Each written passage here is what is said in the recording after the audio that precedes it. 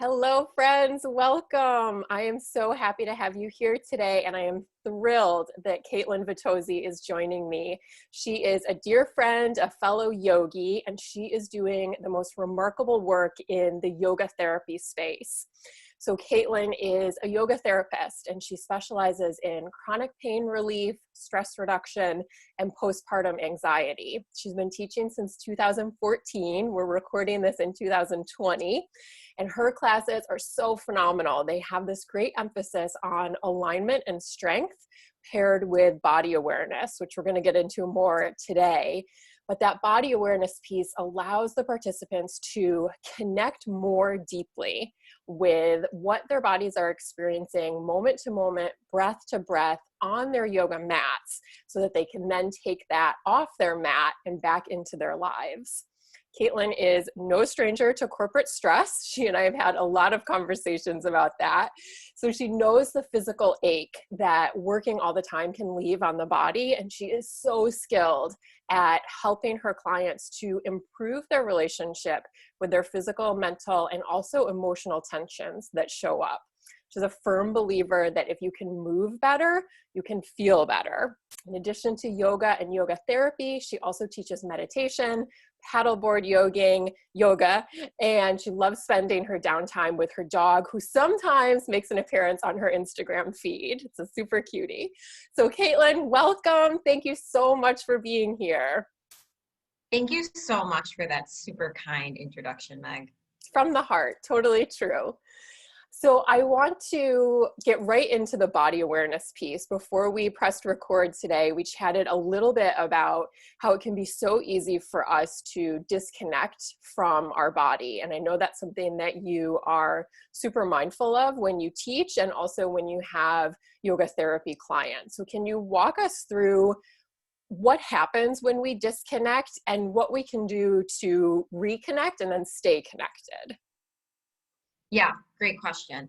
So I think especially with really busy, stressed women with a lot on their plate, we have a tendency to fall into some of those people pleasing tendencies, which take us out of our body. Or even if you're not a people pleaser, God bless you, wonderful for you, but you have demands that are external to what's happening internally. Mm-hmm. And there's nothing wrong with that. We can't all live on our yoga mat, 7 days a week, as lovely as that would be. Life's not a yoga retreat. So to tap into our bodies it's like a clearing. Sometimes and bear with me on this analogy. Yeah. It's like a lot of us love tastings, like beer tasting, wine tasting, cheese tasting. And yes, there's a social aspect, but I think we like it because it's an experience that we're having. Yes. For that 20, 30 minutes, we have to drop all the multitasking and hone in on one thing. Yes, and even if you try a beer you don't really like, you're not mad that the experience happened, right? Right. But for just that short amount of time, all of your effort goes into what you're tasting. And I think that yoga can be the same way. I get that. I'll admit I've taken yoga classes and my head is somewhere else, the grocery list, oh, I forgot to do that for work. I have to send an email to so-and-so. Right. It just takes away from that richness of the experience. Yeah, for sure. So if we can turn inward and just notice what's happening, it's noticing in the tasting, noticing what are what temperature does my body feel like it is right now? Is it achy? Is it flexible? There's no right or wrong to what your body's experiencing. I think we just need to be open to realizing that it can have an experience. Right. And then the yoga therapy piece is that at the end, we'll combine that with a go forward plan. But you'll get a much truer answer after you've moved a little bit, after you've meditated on it, to go forward. If you're tuned out, you could make an action step, but how true to you and how effective is it going to be long term, and is it really in alignment with what you want? Oh, I love that. That's so powerful too. I think we can get stuck in our head, and moving our body in some way gets us out of that space. So to your point, to make an action plan, sure, it's something you can do anytime, but look at all the power and empowerment that's behind that plan, that intention. When you have gotten out of your head a little bit, there's more connection, I would say, like head and heart or mind and body, and then to move forward with what comes up for you at that point. I love that. I think that's phenomenal. Absolutely. If someone asked me after they have one session and they're like, well, what's one thing I can do? Like if they're really stuck on figuring out what their next step is, I will say, practice getting out of your head and into your body. And a lot of times after that, the answers will emerge themselves. You don't have to think so hard about it. They become obvious. Right. Do you have any tips for getting out of our head and into our body? Yeah, absolutely. So sometimes what can be fun is like novel movements, like as adults, like bounce a bouncy ball, or if you have like a dowel rod, like balance on that, something that feels a little like low-key circusy, I'll call it. Because like, let's pretend you're a runner and I run, and I love running, so it's not to knock that, but if you get into a repetitive pattern, it's easy to let thoughts come in. Yes. If your body and your brain cells are trying to figure something new out, it lets you be in your experience a little bit more. Yep. I also recommend like really vigorous movement, and this applies like, even let's pretend you're injured and you can't do like really heavy training, like lift your arms up and down like really fast and like really get into your breath. Do something that makes you breathless for even just 3 to 5 minutes, and then slow down and notice. And then if you want to go into your, regular walking routine, or if you have stretches from a physical therapist, something like that, do that. But like, yeah, really try to make yourself like fatigued. Right. And it's not about burning calories. It's just about clearing some space and letting yourself be present to yourself. Oh, that's so powerful and helpful too. And something that everybody can do, right? Like you can't move your arms, move your legs. If you, don't have a bouncy ball, find something that, makes you use your balance, or that causes you to like teeter a little bit, so that you have to be present. I love that.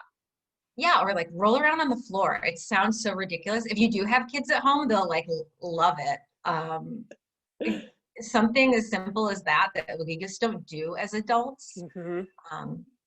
Or like, even I could go on, like I could come up with a ton of novel movements, but going from like kneeling to standing up and trying not to do like the weeble wobble like you do when you jump up out of your office chair. Like if you can keep that controlled, it's a skill, and we just don't really do it as adults. Right.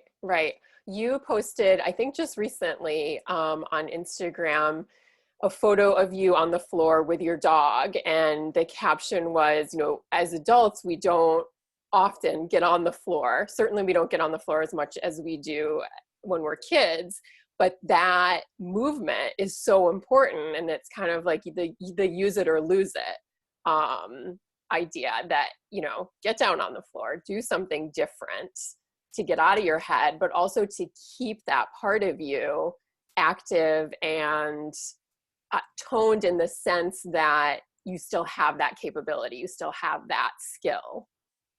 Absolutely. And I like sitting on the floor too, because I think a lot of times we'll push away like movement or a personal yoga practice because like, well, I don't have room to roll my mat out. Well, like you can do yoga anywhere, you can roll around your wrist, or like you said, stomp your feet, just about anywhere. So like get down on the floor and see what it feels like. Right. And if your pets or your kids or whoever wants to come over and check it out, like that's an experience too. Right. Embrace that. Exactly. And I've seen it time and again, people who don't get on and off the floor and they do lose it. It's not impossible to get back, but it's so hard. So even right now, I've got my laptop. It's like sitting on a low desk. I'm sitting on a meditation cushion. Yeah. Obviously, I have a job that allows for that. But just because you're in like the corporate world does not mean that you have to sit in a chair all day. Stand-up desks are so great, but that's getting a little bit off topic. So great though. If you've got flexibility in your office space for even like the chairs that are balls, or if you have a laptop and can move that around to different spaces, that's also helpful. And it's seemingly so small. Like I think we often discount things because it's like, oh, it doesn't matter if I'm, on a meditation cushion or at my desk chair, but it does make it, those small actions can have a ripple effect and a big impact on things. Yeah, and even just checking in with yourself, like let's pretend you have a standard 5-day work week. Yeah. Check in with yourself, after each day, after you've been in a certain position, or like, okay, well, what did it feel like if I could sneak in a 10-minute walk on my lunch break? Or what did it feel like to like really sit and savor my lunch? I'm like, I'll admit I'm so guilty of like shoveling food in my mouth while I'm typing with one hand and like coffee in the other. I must grow octopus arms at some point, but taking like little moments like that. And I always say like check in, see if it's better, worse, or the same. Right. Because every body is so individual, and what's going to make one person feel better will make one person feel worse. So always experimenting. I love that piece. I've been working with my own clients on that experimentation piece to give it a try. And if it doesn't work, be okay with letting it go and moving on to the next thing. To your point, there's a laundry list of things that you could come up with that are novel movements. So if one doesn't work, don't get frustrated, be glad. Okay, now I know I can, put that aside. Maybe I call on it later, but for now I know it's not working for me. I can move on to something different to explore and experiment with. Definitely. And I think that's important too, as yoga instructors, to remember that like bodies are more than just muscles and bones. And it's so easy for us to be like, well, you're supposed to feel this like in your leg, you're supposed to feel this in your neck. But a body carries a history of, however many decades before it, that it might show up differently for someone. Right. And I even tell my own clients, like, you might feel this, but you might not. And it's a judgment-free zone, and you're perfect the way you are, the way you're feeling it. Right.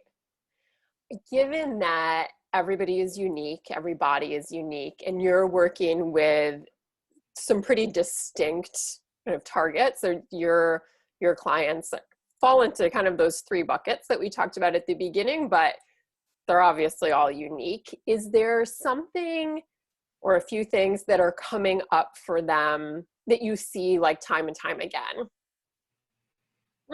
Struggles or hurdles?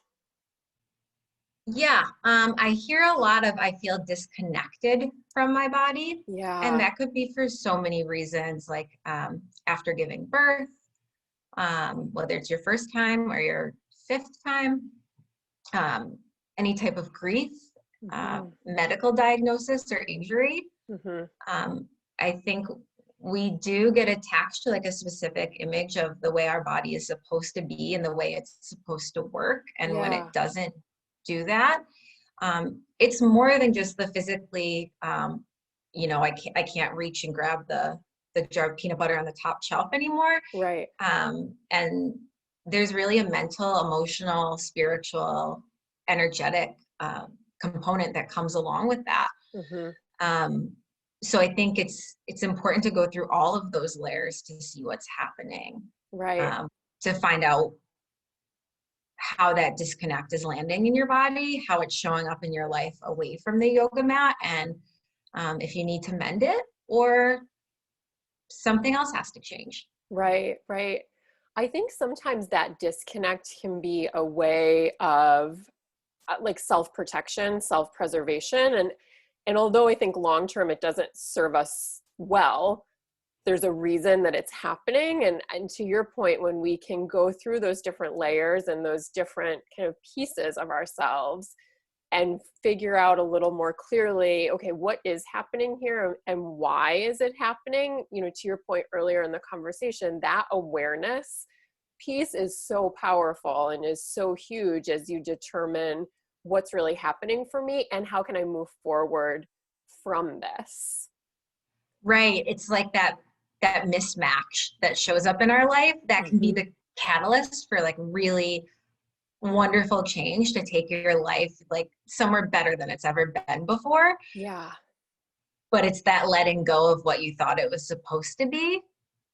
And sometimes I think a lot of us just prefer like, I'm going to stay in this mismatch, or I'm going to figure out how to put the old puzzle together rather than look at how pretty the new one could be. Right, right. When that comes up for you or for your clients, what are some ways that you found to navigate that space, to get comfortable with the fact that it's not how I thought it was going to be. It's not even how it was. And so now I've got to, build something new, and it's in my best interest to build something new rather than fighting the old. Yeah, that's a great question. It comes back to that awareness piece in many ways that you mentioned. So the kind of first 4 steps of how my work moves through change is like befriending the body, awareness, acceptance, and choice. And they're rarely perfectly linear. Yeah. But so when that disconnect or that mismatch is showing up for someone, I'll ask, where do you feel that in your body? And for some people, it's obvious. They're like, oh, they're like, it is in my neck. It is in, you get like, oh, it's in my gut. That gut feeling is a real thing, right? But some people are, I've never thought about that. Right. And if you can give them that, even if it's just a couple of minutes of being purely present to their body, they'll realize like, oh, you know what? I think it's manifesting as knee pain, but I've been so busy taking care of X, Y, and Z that I wasn't able to pinpoint it before. Right. Right. When they're trying to pinpoint where it is, my sense, and I know this from my own practice, the breath work is so helpful to get present.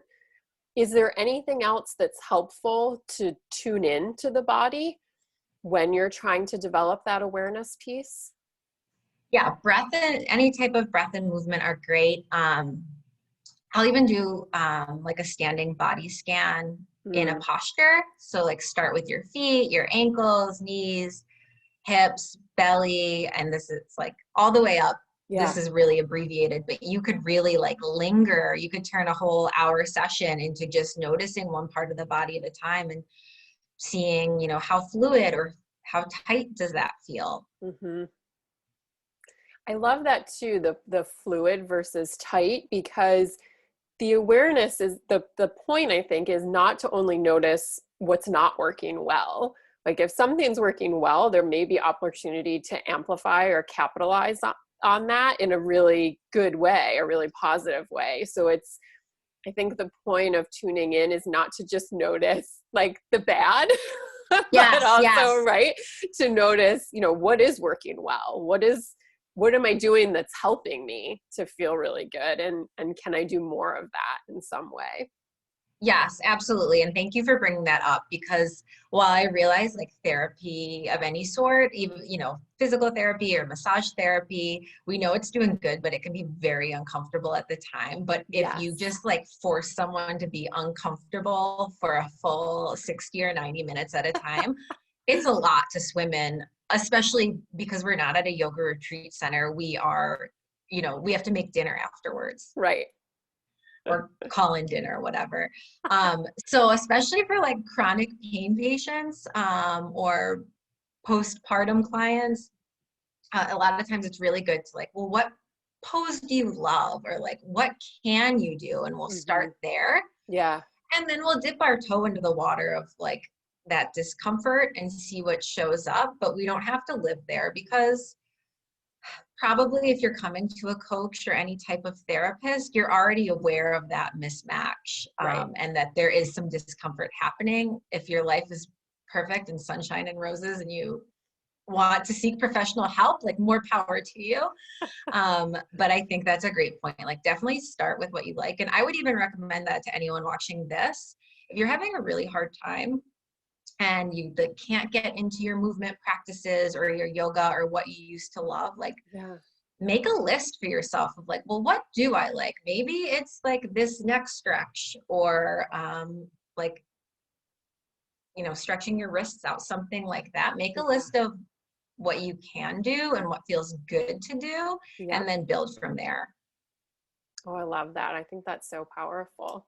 And it's interesting too, you know, we're one system, one, you know, body, mind, and soul, but all integrated together. And so, you know, doing the neck stretch or the wrist stretch is going to have a ripple effect on the rest of the body. It may not, you know, completely turn around what is, you know, super tight or what has just been operated on or something like that, but it does impact it in some way. So don't discount the one movement, even if it's not an area that you think you should be focused on. Oh yeah, absolutely. And I think many women in particular, and men too, like there's always that I'm not doing enough. Yes. So I think staying present and like, well, I can do this right now. Don't worry about what you're going to be able to do tomorrow. Right. Focusing on that, what you're doing and what it may or may not do to your body, and checking in afterwards is like one of the best things you can do for yourself. Yeah, I love that so much. And that's a perfect segue, because I wanted to get your insights on self-compassion and self-love, especially when we're struggling either with a particular issue, or we've just had surgery, we've just had a baby, like there's been some kind of major event. Do you have any suggestions for how to kind of up that level of self-compassion and self-love? Yeah, that's a great question. I know this is easier said than done, but like realize that life is not perfect. Nobody's life is perfect.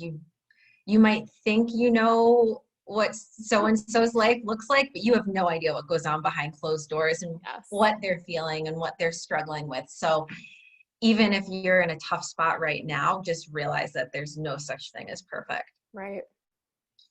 And from there,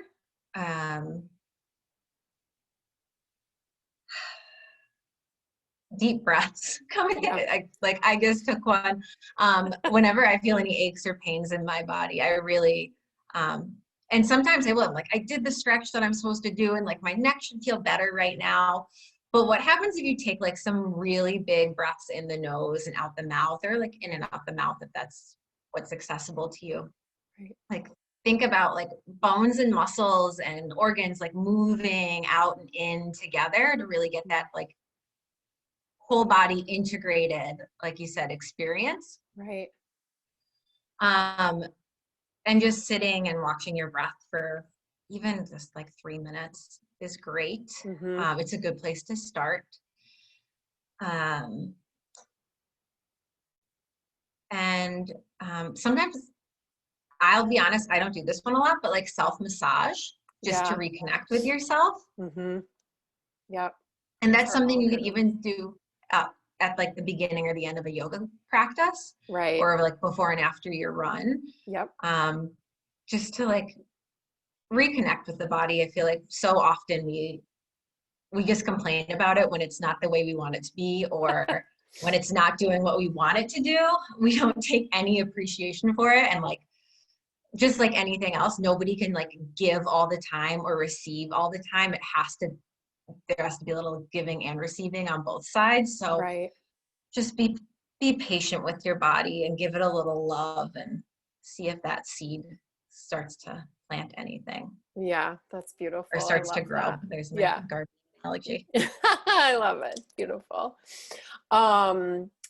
When, from a more practical standpoint, when we're trying to integrate, deep breathing, self-compassion, particular stretches, even the self-massage, I feel like it can be so easy for us to just like get into our day, and then by the time we know it, we're crawling into bed, and in all of the best intentions, to care for ourselves and to reconnect to our body and to reintegrate everything together. are kind of like out the window. Do you have any tips for keeping that top of mind so that, throughout the day we're investing energy and time in those particular actions and intentions?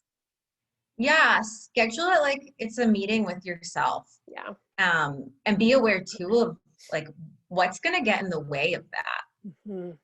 Because we have, like you said, we have really good intentions of self-care, and then you lay down and it never happens. So be aware of what stops it. And sometimes Mm-hmm. it takes a couple of days to try it out. And make contingency plans for yourself, just the way that, like, if your boss rescheduled a meeting, you wouldn't say, oh no, it's done, can't do it.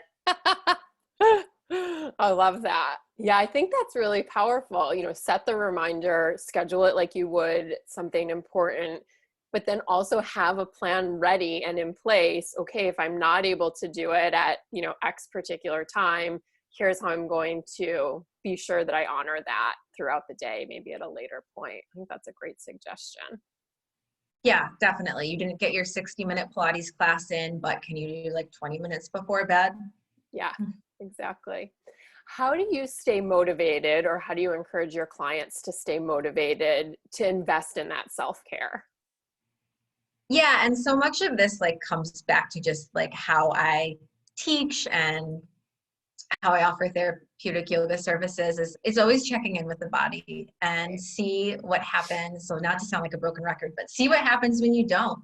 Right. And like, rather than bypass that, like really feel it in your body and accept like, this maybe isn't great. And if you're a chronic overdoer, see how that feels in your body. And what's it feel like to take a rest day? Like maybe there's some resistance mentally, originally. Right. But what if you can do a little less? Like, what's the result? I love that, because I think so often if we don't honor an intention, or we feel like we've fallen short, the focus is on the fact that we didn't do it. Whereas to your point, the focus instead can be on, okay, I didn't do it. How do I feel? Like, how can I take this information and let it be helpful for me? The reality is, here I am right now. I didn't honor this. And sure, I wish I had, but I'm in this unique position now to see what happens when I don't do it. That's so powerful, especially from an awareness standpoint. And I think from a motivation standpoint too, right? Because now okay, if I don't do it, here's how I feel. So is it worth it for me to find a way to make it happen throughout the day? Right. If you start to sound like a broken record to yourself, you're going to get motivated. And I think it's a good way too, because we're like such an all or nothing culture. And, with New Year's resolutions, it's so easy to get burnt out that way. Cause like, yeah, I went to the gym the first like 2 weeks and then I couldn't walk. So I gave up. So if you're constantly checking in, it's a really good way to just keep yourself like consistent at a level that's going to keep you motivated, but not burnt out. Yeah, I love that. Kaitlyn, is there anything we didn't talk about that you wish had come up in the conversation? Let's see. Well, I will say, just on the topic of burnout, and I feel like that's coming up a lot right now too, with especially like anyone in the healthcare field right now. My heart goes out to them, because it is so hard, and it is so many like long hours that, maybe in the past where it was like, well, can you, step away for a sip of tea? And they're like, no, really, I cannot. And that's where they're at. I will say, like, setting a morning routine has been really helpful for me. And it actually, like, I don't have kids, but even if you do, like, try really hard to like start your morning the night before and like getting a good night's sleep. Yeah. It lets you like ease into the morning. I was in the habit of like, oh, like I do so much and I'm so busy all the time that I would like, oh, I deserve to like sleep until 7:30 or 7:45. But so then I would roll out of bed and like get right onto email before my coffee was even done. And I felt like my nervous system was just like getting assaulted every morning when I got out of bed. So if you can just like, I hate to tell people to wake up earlier because I know there's like resistance to that when you're already overscheduled the whole day. But see, like, try on what happens if you can get up like before 6 and just take, even if it's like an extra 20 minutes to like sip on some tea or take a couple of deep breaths. Like, that's my favorite time to meditate. Because if I tell myself I'm going to meditate before bed, which I tried for years, I was never able to get on a consistent practice. So the morning works so much better, I promise. Yep. On the other side, it gets easier with time. Yeah. Yeah. Do you have anything else that you're incorporating into a morning routine or ritual? Yeah. Well, I have to walk the dog, but so I appreciate that because even though it's not a super relaxing morning walk, like it does get me moving. I usually do some mantra meditation, so I'll repeat something to myself, usually silently, but if I have a morning where like it's really hard to focus, I'll repeat it out loud to myself. Let's see what else. I drink like hot lime water in the morning. I took that from like an Ayurvedic course I took. And I love coffee. I'm not one of those people who will probably ever even attempt to quit coffee.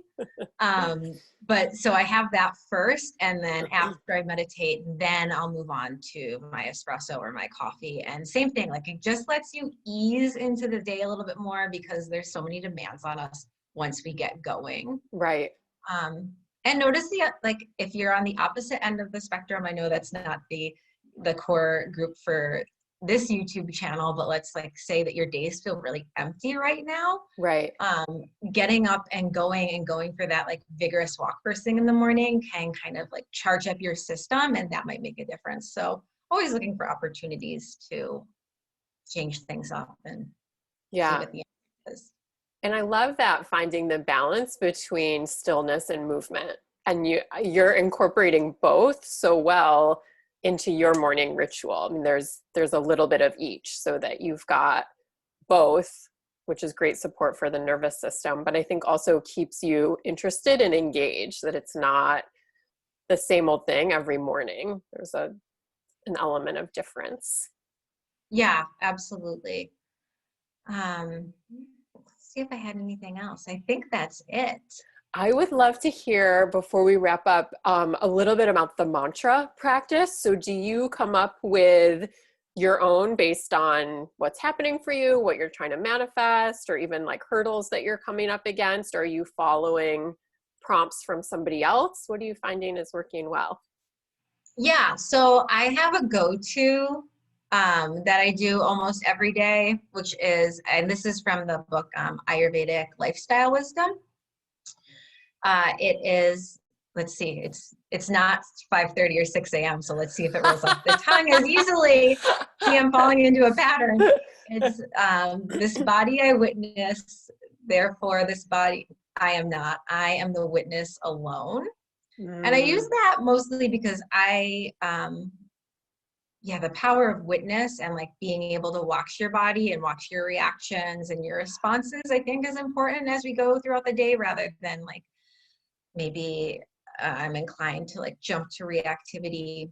Right. If I didn't have my yoga and meditation practice. So that's my standard. But then if I'm having like a really rough week and I need to incorporate like gratitude into it, like I'm just kind of pulling an example. I'll say, like I have a life of abundance, and just repeat that. Or like in my business, when I've had weeks where things are a little bit slower, I'll repeat, clients will come to me and stay until they feel healed. Right. And just so it's like not a clinging type of thing, but it's like the universe is looking out for me.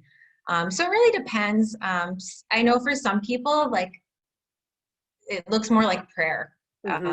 I've had people say like, well, I don't meditate in the morning, but I pray for 5-10 minutes. And I think that's just as powerful, if not more powerful. So I think, it helps to say something, even if you're not speaking it out loud. Right.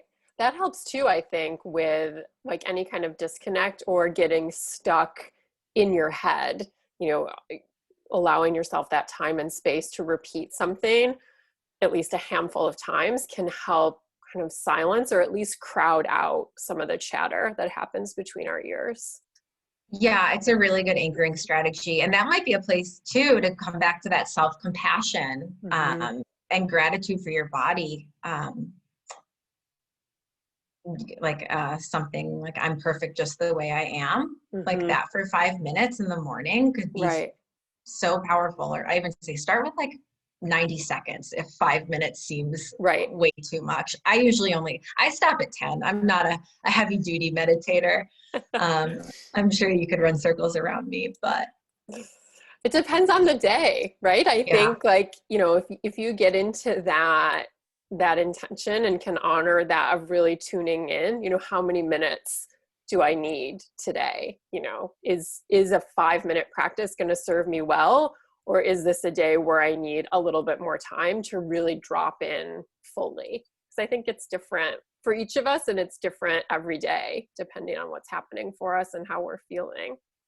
Yeah. And that getting dropped into the body, like that alone, whether you do it for 2 minutes or, if you do that for 2 minutes or you have you go for a run and your head is just spinning a mile a minute for an hour, like which one's more beneficial? Like give me the 2 minutes of dropping in and turning off that like default network mode and really having that experience of being present.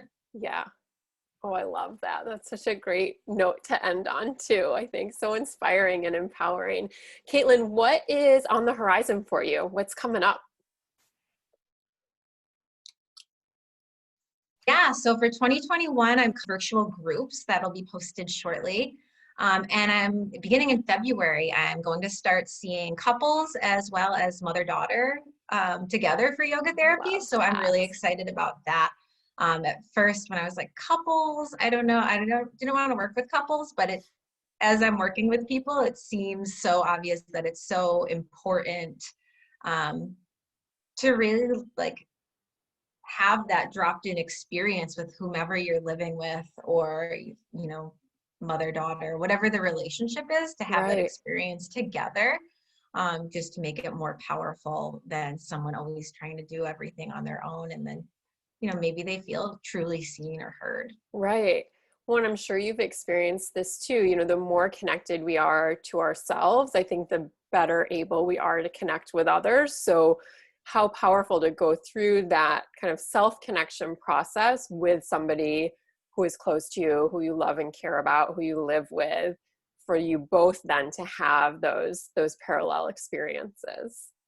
Yeah, and because it is experiential, I think that some people, like, they turn off the computer or they run home after their session and they're like, that was amazing. And their partner is like, well, what did you do? And they're like, I did Cobra pose, but I feel so much better. Right, but it was different. Yeah, exactly. So for two people to get to experience it together, hopefully it brings, what they're doing the other 23 hours of the day into a new light. Oh, I love that so much. That's going to be fantastic. So friends watching, if they want to connect with you, what's the best way for them to do that? Yeah, they can go to my website, KaitlynVittozzi.com. And if they shoot me an email on there, I can add them to my email list. I send out like every month or two free classes, local businesses I like to support. So it's kind of a fun newsletter. And I also offer 20-minute like free phone consultation. So you can schedule that way too if you're interested, working one-on-one or finding out what my new group schedule will be. Perfect. I love that so much. Thank you for being here. Thank you for sharing this wisdom and insight. I think it's so helpful. And I think there is so much internal power that we can gain when we tap into that awareness and when we prioritize that reconnection of ourselves to our body, our mind, and our spirit.